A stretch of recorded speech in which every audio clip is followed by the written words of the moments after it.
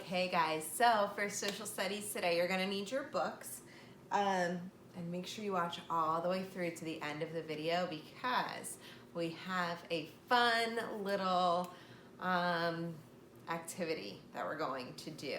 So here we go. Open up to page 18 in your books. It's what can citizens do? Follow along while I read. Good citizens. The people who belong to our country are called citizens. Good citizens follow the laws of their country, state, and community.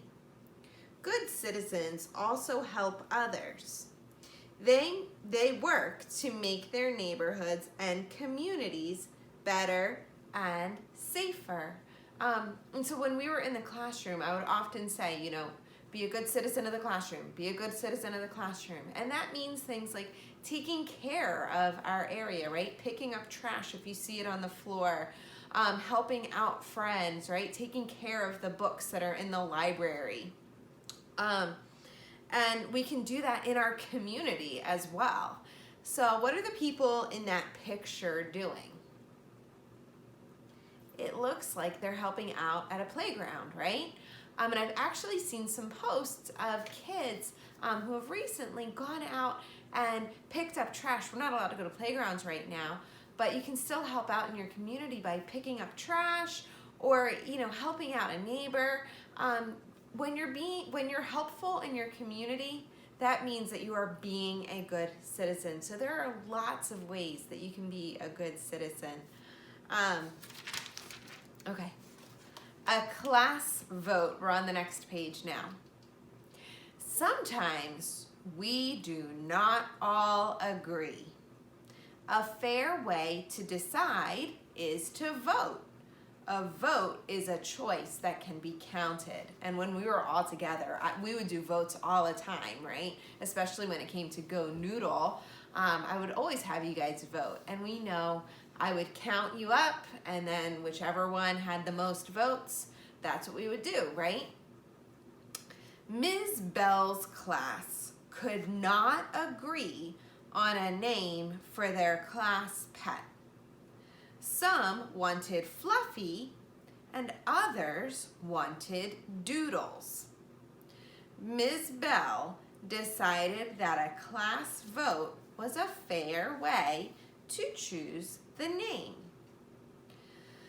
So do you guys see that picture graph? We learned about picture graphs in math earlier this year, right? And so you see all those happy faces? Well, which name has more happy faces? Fluffy, right? So what should the class pet's name be? Fluffy. Okay, this picture graph shows how Ms. Bell's class voted. A picture graph uses pictures to show the number of things.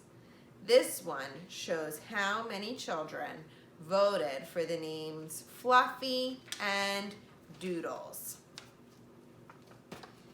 Voting for leaders. So when we vote for leaders, like when I talk about voting for a president or a governor, that doesn't happen the way that we vote in the classroom. We don't raise our hands because there's too many people to count that way. You have to go to a special place where you go inside of a booth, and there's a picture of one there, the guy lifting the curtain away, and you go into that booth and you push numbers into a machine, and it records my vote and everybody else who votes along with me.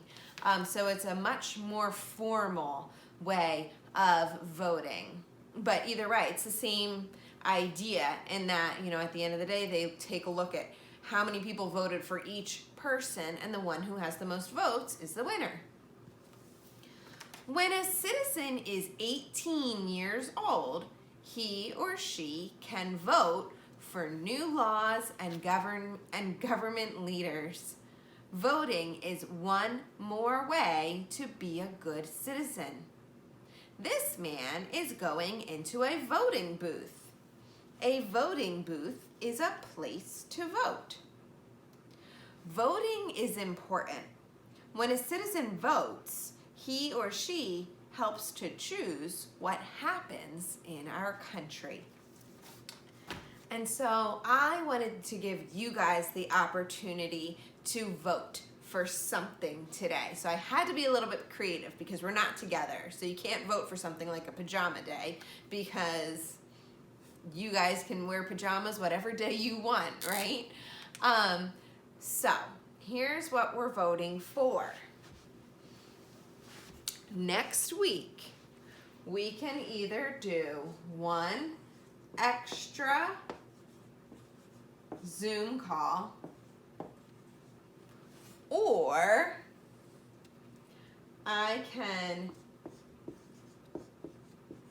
take away one assignment.